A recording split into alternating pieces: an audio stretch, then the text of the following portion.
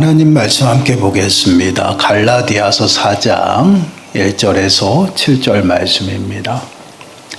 갈라디아서 4장 1절에서 7절 말씀.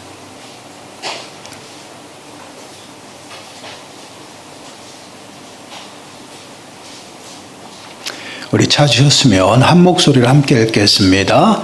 내가 또 말하노니 유업을 이을 자가 모든 것의 주인이나 어렸을 동안에는 종과 다름이 없어서 그 아버지가 정한 때까지 후견인과 청지기 아래에 있나니 이와 같이 우리도 어렸을 때에 이 세상의 초등학문 아래에 있어서 종노릇하였더니 때가 참에 하나님이 그 아들을 보내사 여자에게서 나게 하시고 율법 아래에 나게 하신 것은 율법 아래에 있는 자들을 속량하시고 우리로 아들의 명 얻게 하려 하심이라. 너희가 아들임으로 하나님이 그 아들의 영을 우리 마음 가운데 보내사 아빠 아버지라 부르게 하셨느니라. 그러므로 네가 이후로는 종이 아니요 아들이니 아들이면 하나님으로 말미암아 유업을 받을 자니라. 아멘. 오늘도 계속해서 이제 중보자가 되시는 예수 그리스도에 관해서 함께 묵상해 봅니다. 몇 주 이제 반복적으로 우리가 중보자에 관해서 살피고 있는데 그만큼 이제 중보자가 되신 그 중보자가 중요함을 우리에게 이야기를 하는 것이에요. 예수 그리스도께서 우리의 중보자가 되신다. 이것은 굉장히 중요한 의미입니다. 중보자라는 것은요, 중간 매개체를 말해요. 중간에서 두 대상을 연결해 주는 매개체입니다. 아담의 불순종으로 인해서 죄로 타락한 인생은 하나님 앞에 하나님의 영광에 이를 수 없는 그러한 인생이었죠. 그러나 예수 그리스도께서 중간에 막힌 담을 하시고 원수의 관계를 화목하게 하셔서 중간에서 연결해 주셨다라는 것이에요. 그 중간에 매개체가 바로 예수 그리스도예요. 그래서 유일한 길이 되시고 진리가 되시고 생명이 되신다 말씀을 합니다. 그런데 이 중보자의 조건이 있었어요. 참 하나님이셔야 됐다. 우리에게 온전한 구원을 이루시기 위해서는 참 하나님이 되셔야 됐다라는 것을 이제 지난 시간에 살펴보았죠. 그러나 예수 그리스도께서는 참 하나님이시며 참 사람이었어요. 그래서 또한 중보자는요 반드시 사람이어야 하는 이유가 있다라는 것이에요. 질문 39번 질문을 보시면 왜 중보자가 반드시 사람이어야 했는가? 반드시 사람이어야 된다는 거예요. 답변 함께 읽겠습니다. 시작. 중보자가 반드시 사람이어야 했던 이유는 그가 우리의 본성을 향상시키며 율법의 순종을 이행하고 우리의 본성 안에서 우리를 위한 고통과 중재를 가능하게 하며 우리의 연약성에 연대감을 가질 수 있도록 우리가 양자를 받을 수 있도록 그리하여야 위로를 받고 은혜의 보좌로 담대히 나갈 수 있도록 하기 위한 것이다. 아멘. 막 어렵게 말하고 있어요. 그러나 여러분 중요한 것은요. 우리를 입장과 우리의 모든 처지를 대변하시기 위해서는 가장 잘 알아야 돼요. 우리가 흔히 세상 말로 그런 것을 이야기하잖아요. 음식의 맛을 표현할 때 그 먹어본 사람이 그 맛을 알고 또한 표현할 줄도 알아요. 그것은 상대방에게 서로 공감대를 형성하고 그것에 대해서 서로 대화할 수 있고 대변할 수 있는 그러한 모습이에요. 동일해요. 예수 그리스도께서 사람이 아니면요, 우리의 연약함을 완전히 동정할 수 없다. 연대감이 없다라는 것이에요. 그리고 반드시 사람이어야 하는 이유는 여러분 우리의 대변자가 되셔서 우리의 대표가 되셔야 합니다. 그런데 그 대표가 되시기 위해서는 반드시 우리와 동일한 형질, 우리의 모습으로 이 땅에 오셔야 돼. 반드시 사람이어야 되는 것이에요. 그러므로 우리 가운데 죄 아래 살아가는 그 인생 가운데 와서 죄 아래 살아가는 그 인생들을 구출해내는 거예요. 그래서 반드시 사람이어야 되는 거예요. 여러분 히브리서 2장 14절 16절 말씀을 보시면 이렇게 말씀해요. 우리 함께 읽어볼까요? 시작.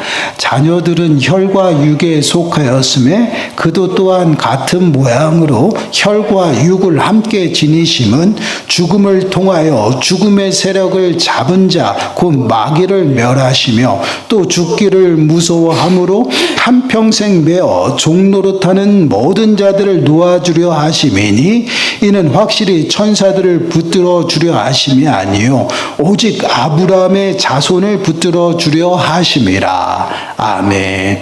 예수 그리스도께서 우리와 같은 혈과 육으로 오심은 그 이유가 무엇이냐면 죽음을 통하여 죽으셔야 되기 때문에. 하나님은 죽지 않잖아요. 영원히 살아계시잖아요. 그러나 우리의 동일한 형질을 가지고 죄 아래 또한 그 사망 가운데 있는 그러한 모습과 동일하게 오셔서 죽어야 하기 때문에 그 죽음을 통하여서 공중권세를 잡은 그 마귀들을 멸하시기 위함이다. 그것은 결국은 종노릇하는 그 사망과 죄의 종노릇하여 살아가는 그 인생들을 속량하시고 구원하시기 위해서 그들을 그곳에서 구출하기 위해서는 반드시 사람의 모습으로 우리 가운데 오셔야 된다는 것이에요. 인류의 대표가 누구야? 아담이었어요. 아담과 하나님께서 행위 언약을 맺었어요. 그것은 단순히 지키면 살고 또 못 지키면 죽는다 그런 것도 있지만 어찌 보면 영원히 살아갈 은혜의 언약이었어요. 그 이유는 선악을 알게 하는 나무만 에덴 동산 중앙에 있었던 것이 아니에요, 여러분. 에덴 동산 중앙에 있었던 것은 생명나무도 동일하게 있었다라는 거예요. 생명나무를 따먹으면 영원히 하나님과 살아가는 그 그 복을 얻는 것이에요. 그것은 은혜 언약이죠. 하나님 값없이 죽은 것이니까. 그런데 그 대표였던 아담, 그 언약을 파괴하고 불순종함으로 죄가 이 땅에 들어와서 사망이 그 아담으로부터 임했다라는 것이에요. 그런데 그 아담을 어떻게 해요? 인류의 대표로 이야기를 해요. 대표로서 하나님과 언약을 맺었고 그러므로 우리 또한 하나님과 언약을 맺은 것이고 아담의 불순종, 우리의 불순종과 동일한 것이에요. 그와 동일하게 우리의 대표가 되셔서 우리를 대표하셔서 하나님과 언약을 맺으셔야 돼요. 그러기 위해서는 대표라는 것은 뭐야? 동일한 구성원 안에서 그 안에서 찾아내는 것이에요. 쉽게 말씀드리면 요즘에 한참 막 이슈가 되는 그 삼성전자 노조들 있죠. 그 노조 위원장이 되려면 어떻게 해야 돼? 노조에 가입이 되어 있고 그 구성 안에 있는 사람을 어떻게 해요? 대표로 세워서 대표가 가서 회사 대표와 계약을 하는 거예요. 약속을 하고 또한 그거를 협상을 하게 되죠. 그게 대표성이거든요. 그 대표성을 예수 그리스도께서 대표로 모든 사람의 죄를 다 짊어지시기 위해서 우리와 동일한 형태로 형질을 하시고 이 땅에 오셨던 것이에요. 그래서 이 대표성은 굉장히 중요합니다. 하나님이 우리의 대표가 될 수는 없어요. 왜요? 다르잖아요. 그래서 꼭 반드시 사람이어야 되는 이유가 거기 있는 거예요. 대표가 되셔야 돼요. 그래서 동일한 형질로 이 땅에 오셨지만 그는 죄가 없으시다라는 것이에요. 그래서 고린도전서 15장 21절 말씀을 보면 사망이 한 사람으로 말미암았으니 아담을 얘기하는 것이에요. 대표로서. 그런데 죽은 자의 부활도 한 사람으로 말미암습니다. 이 표현이 참 재밌죠. 여러분, 아담으로 사망이 왔다. 예수 그리스도로 말미암아 부활도 우리에게 임했다. 이렇게 표현하면 되는데 이것을 그렇게 표현하지 않아요. 한 사람으로 말미암아 사망이 이 땅에 왔어요. 아담의 불순종으로 우리의 인류의 대표였던 아담이 실패했어요. 하나님과 약속을 파괴했고 지키지 못해요. 그 실패한 첫째 아담이에요. 그 둘째 아담으로 오신 분이 바로 예수 그리스도예요. 그래서 마지막 아담이라는 표현을 씁니다. 성경에서는. 그래서 그 아담, 예수 그리스도께서 우리를 대표하여서 어떻게 해요? 십자가에 죽으시고 부활하셔서 우리에게도 부활의 산소만. 그래서 죽은 자 가운데서 부활도 한 사람으로 말하면 우리에게 임했다. 대표를 말하는 것이에요. 이렇게 죄와 사망에 매여 종노릇한 그 인생들을 어떻게 해요? 사망 가운데 들어가서 구원하시기 위해서 사람이어야 했다라는 것이에요. 그렇게 우리의 대표가 되셔서 온전히 어떻게 해요? 하나님의 말씀 앞에 순종한 것이에요. 그래서 그 첫 번째 아담이 실패했던 그 순종을 마지막 아담 예수 그리스도께서 온전히 이루시기 위해서 당신이 만든 율법 그 아래에 오신 것이에요.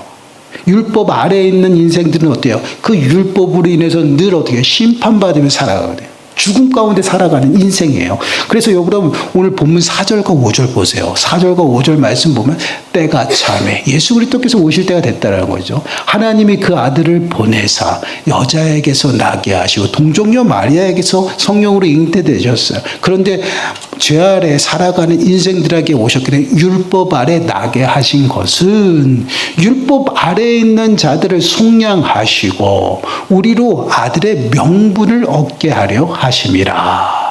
지금 율법 아래에 있는 자들, 죄로 인해서 타락한 그 인생들은 하나님이 율법을 주셔서 그 율법을 통해서 우리의 연약함을 깨달아야 되는데 그 율법을 완전히 지킬 수가 없죠. 순종할 수가 없죠. 그러니까 날마다 어디에 하나님 심판 아래 있는 것이에요. 그러한 인생들을 속량, 그들을 어떻게 해요? 구원하시기 위해서 값을 주고 그들을 사시기 위해서 이 땅에 오셔서 당신의 그 속량하심으로 우리를 어떻게 아들의 명분을 얻게 하는 거예요. 이게 구원이에요. 그래서 율법 아래에 오셔서 그 율법을 죽기까지 복종하고 순종하셔서 그 의로움을 보시고 그 의로운 옷을 입힌 그 모든 하나님의 백성들을 하나님이 보실 때 어떻게 의롭다 말씀하신 것이요. 그것이 바로 구원입니다. 그래서 의롭다 칭에 따라서 칭의라는 말을 써요. 이것은 법적인 용어예요. 당신은 죄가 없습니다. 땅 법정에서 두들긴 그런 단어입니다. 이렇게 예수 그리스도께서 사람으로서 이 땅에 반드시 오셔야 되는 것은요, 우리 안에서 대표가 되셔서 우리의 모든 죄 문제들을 해결하시고 그 안에서 우리를 구원하셔야 돼요. 그러기 위해서는 반드시 사람이어야 된다. 그러면 사람으로 왔기 때문에 연약한 몸을 가지고 왔잖아요. 그래서 감사하더라. 그 연약함을 우리와 같이 동일하게 경험, 그래서 연대감이 있다라는 거예요. 동일한 슬픔을 알았고 배고파도 하셨고요. 또한 눈물도 흘리고 아파도 하셨다라는 것이 그렇게 연약하여 우리가 넘어지고 쓰러지고 자빠지고 늘 범죄하는 그러한 모습들을 예수 그리스도께서 어떻게 다 친히 어떻게 경험하셨다라. 그래서 시험도 받으셨을 때 우리가 시험 들어 어떠한 마음을 가질지 그것까지 다 능히 다 아신다라는 것이에요. 이러한 분이 우리의 중보자가 되셔서 하나님 앞에서 하나님 우편에서 변호하고 계신 것이에요. 그래서 매주마다 읽는 거예요. 히브리서 4장 14절 16절 말씀 보세요. 히브리서 4장 14절 16절 함께 읽습니다. 시작.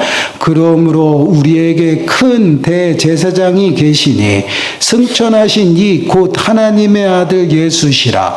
우리가 믿는 도리를 굳게 잡을지어다. 우리에게 있는 대제사장은 우리의 연약함을 동정하지 못하실 이가 아니요 모든 일에 우리와 똑같이 시험을 받으신 이로되 죄는 없으시니라. 그러므로 우리는 긍휼하심을 받고 때를 따라 돕는 은혜를 얻기 위하여 은혜의 보좌 앞에 담대히 나아갈 것이니라. 아멘.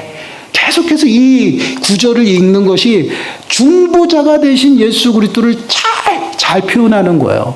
대제사장, 하나님과 이스라엘 백성들을 하나로 중간 역할을 매개체가 되어서 속죄제를 지냈던 사람이 바로 대제사장이에요. 1년에 한 번씩 그 지성소에 들어가서 하나님 앞에 속죄제를 드리는 거예요. 속죄일 날. 그게 바로 대제사장이에요. 그 일을 누가 예수 그리스도가 감당하는 그 직분을 가지고 죽은 자 가운데서 살아나셔서 영원히 대제사장이 되셔서 하나님 우편에서 우리를 어떻게 해요? 변호하는 중보자로서 지금 그 일을 감당하고 있다. 그래서 어떻게 해요? 하나님 앞에 예수 그리스도의 그 긍휼하심의 은혜를 입어서 끊임없이 우리가 하나님 앞에 나가는 거예요. 그럴 때 하나님의 때를 따라 돕는 은혜를 우리가 누리며 살아간다라고. 이것이 바로 예수 그리스도의 그 중보자로서의 모습이에요. 그러면 사람으로 율법 아래 세워진 대제사장 아론의 혈통들은 어때요? 아론은 죽으면서 그 직이 어떻게 해요? 사라지는 것이에요. 그것에 대해서 자 보세요. 히브리서 7장 24절 25절 말씀 보세요. 예수는 영원히 계심으로 그 제사장 직분도 없어지지 않는다는. 그러므로 자기를 힘입어 하나님께 나아가는 자들을 온전히 구원하실 수 있으니 이는 그가 항상 살아계셔서 그들을 위하여 간구하심이라. 제사장 직분이 영원하다라는 것이에요. 그렇기 때문에 온전히 하나님 앞에 중간 매개체 역할을 지금도 끊임없이 하고 우리를 어떻게 하나님으로 이끌고 또한 구원을 온전히 우리들에게 베풀 수 있는 분이다라는 것이. 그래서 뭐라고 얘기해요? 끊임없이 예수 그리스도를 바라보며 살아가는 것이. 이것이 믿음 생활이에요. 왜요? 우리는 예수 그리스도가 아니면 하나님 앞에 나갈 수 없기 때문에 예수 그리스도의 자비하심과 긍휼하심을 힘입어서 나가는 것이에요. 그럴 때 하나님이 긍휼히 여기시고 죄 없다 하심을 말씀하신 것처럼 우리를 어떻게 의롭게 도와주시는 것이에요. 그래서 여러분 히브리서 12장 2절 말씀을 보시면 이렇게 우리 한 목소리 읽어보겠습니다. 시작. 믿음의 주요 또 온전하게 하신 이인 예수를 바라보자. 그는 그 앞에 있는 기쁨을 위하여 십자가를 참으사 부끄러움을 개의치 아니하시더니 하나님 보좌 우편에 앉으셨느니라. 아멘. 하나님 보좌 우편에 앉으셨다라는 것은요, 하나님과 동일하게 통치하고 다스리는 것이야. 그 하나님을 어떻게 해요? 그 하나님 우편에 있는 예수님을 어떻게 해요? 바라보자. 왜? 그분이 믿음의 주가 되시고 우리를 온전하게 하시는 분이기 때문에 그분을 끊임없이 바라보자. 여기서 바라보자라는 이 단어는요, 계속해서 주목하는 것이에요. 한눈 파는 것이 아니라 계속해서 그 예수님을 온전히 주목하고 계속해서 따라가고 계속해서 걸어가는 거예요. 여러분 달리기 하는 선수가요, 결승점을 바라보고 열심히 뛰잖아요. 그래야지만 결승점을 향해서 들어갈 수 있고 결승점을 바라보고 뛰어야지만 어떻게 해요? 그 정확한 그 골인점으로 들어갈 수가 있어요. 예전에 그런 예화를 들었어요. 마라톤 대회에서 오직 한 사람만이, 많은 사람들이 다 동일하게 뛰었지만 한 사람만이 성적이 나오고 모든 사람이 다 실격 처리가 되었어요. 그 이유는 무엇이냐면 그 첫 번째로 갔던 사람은요, 정상적으로 잘 따라갔는데 두 번째 간 사람이요, 잘못 길을 들어서 돌아서 갔다라는. 그러다 보니 뒤에 있는 사람이 그 두 번째 사람을 계속 쫓아갔는데 키로수가 미달이 됐어요. 결국은 정상적인 코스를 뛰지를 못해가지고 한 사람 외에 다 실격 처리가 됐대요. 여러분 이러한 모습은 오늘 우리들 신앙생활도 동일해요. 우리가 무엇을 주목하고 무엇을 바라보고 걸어가느냐에 따라서요, 우리도 마지막까지 걸어갈 수 있는 그러한 모습이에요. 믿음을 끝까지 지키고 따라간다라는 것은요, 예수 그리스도를 바라보고 살아가는 거예요. 계속해서 주목하는 거예요.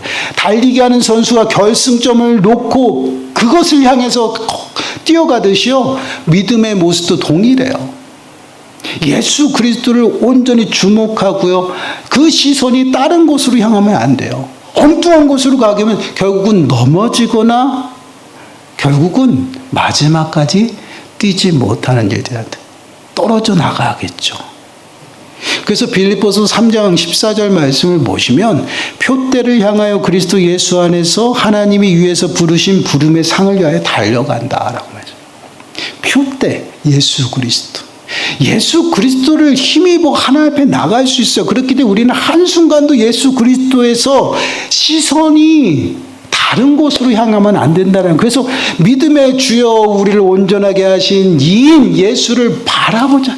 계속해서 주목하고 우리의 시선이 다른 곳으로 향하지 아니하도록 온전히 주 앞에 고정하라는 것이. 그리고 믿음으로 끝까지 달린 자가 생명의 면류관을 받는 것이.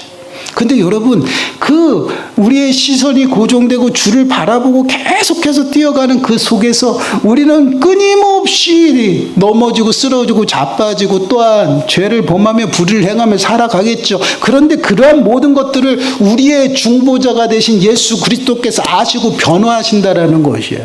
얼마나 감사해요. 우리의 연약함을 아시기 때문에 우리의 형편을 온전히 하나님 앞에 다 대변하는 그러한 모습이다. 그러한 모습으로 우리를 중보하고 있다라는 것이에요.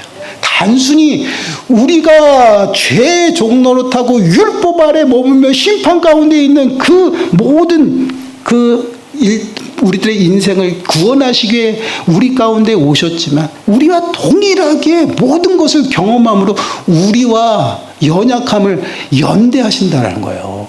동일하게 알고 계시다. 그래서 더욱더 하나님 앞에 대언하고 변화하시는 그 예수 그리스도라는, 그래서 우리가 예수 그리스도를 의지하고 예수 그리스도를 따라가는데 예수 그리스도의 인도하심 앞에 우리가 믿음으로 따라갈 수 있는 그러한 모습이에요. 사랑하는 여러분, 우리들의 모습을 보세요. 믿음의 주는 예수 그리스도밖에 없습니다. 예수 그리스도가 하나님 앞에 나아갈 수 있는 유일한 길이에요. 그 예수 그리스도를 우리는 얼마만큼 바라보고 또한 우리의 시선을 고정하고 믿음으로 주님을 바라보고 뛰어가는 우리들의 모습인지 한번 돌아보세요.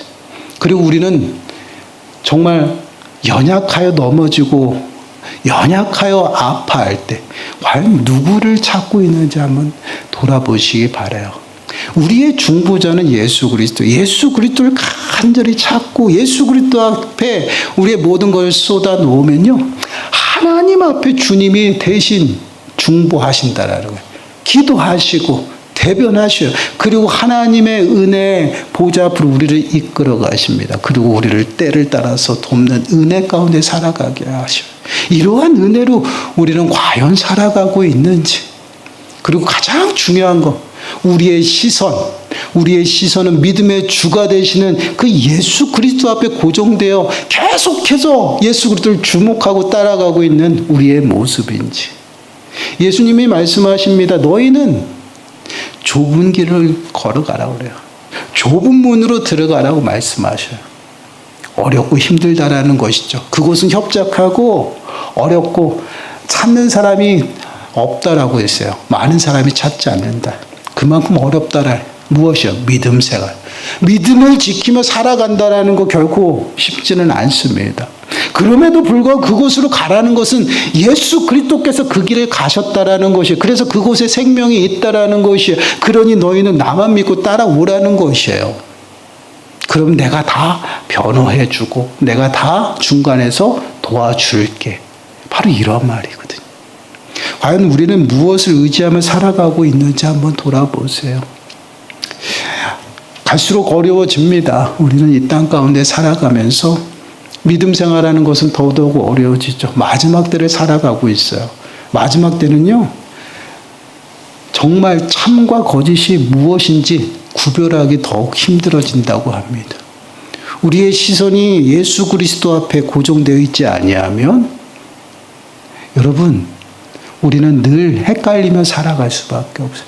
때로는 거짓을 쫓아갈 수 있다라는 것이. 결국은 끝까지 달리지 못해요. 실격됩니다. 끝까지 달린 자에게 무엇을 줘요? 생명의 면류관을 줘요. 우리는 그 누가 구원받았는지 몰라요. 그러나 우리는 삶의 열매를 통해서 구원의 확신을 가지고 믿음으로 달려가고 있습니다. 그렇다면 우리의 시선은 어디에 고정이? 예수 그리스도께 고정이 되어 있어야 돼요. 그럴 때 마지막까지 뛰어간 자, 그런 자에게 주님이 준비하신 생명의 면류관을 주세요. 마지막까지 믿음으로 잘 달려가셔서 정말 생명의 면류관을 받으시고 이 땅 가운데 살아가면서 정말 우리의 중보자가 되신 예수 그리스도로 힘입어서 하나님 앞에 더욱더 가까이 나아가시고 때를 따라 돕는 그 은혜 가운데 살아가는 저와 여러분들이 되시길 간절히 축원합니다. 기도하겠습니다. 하나님, 그렇습니다. 믿음의 주가 되시고 우리를 온전하게 하시는 예수 그리스도이심을 우리가 깨닫게 하시고 또한 예수 그리스도를 온전히 바라보며 살아가는 저희들의 삶의 모습이 되게 하여 주옵소서. 정말 저희들은 쓰러지고 자빠지고 매 순간순간 교만하여 세상 가운데 나갑니다. 저희들을 불쌍히 여기시고 저희들의 연약함을 동정하시는 예수 그리스도께서 저희들을 위해 날마다 기도하며 중보하고 계심을 깨닫게 하셔서 정말 주님 앞에서 믿음으로 말미암아 살아가는 저희 모든 심령들이 되게 주여 인도하여 주옵소서. 이 모든 말씀 예수님의 이름으로 감사하며 기도드리옵나이다. 아멘. 우리 앞뒤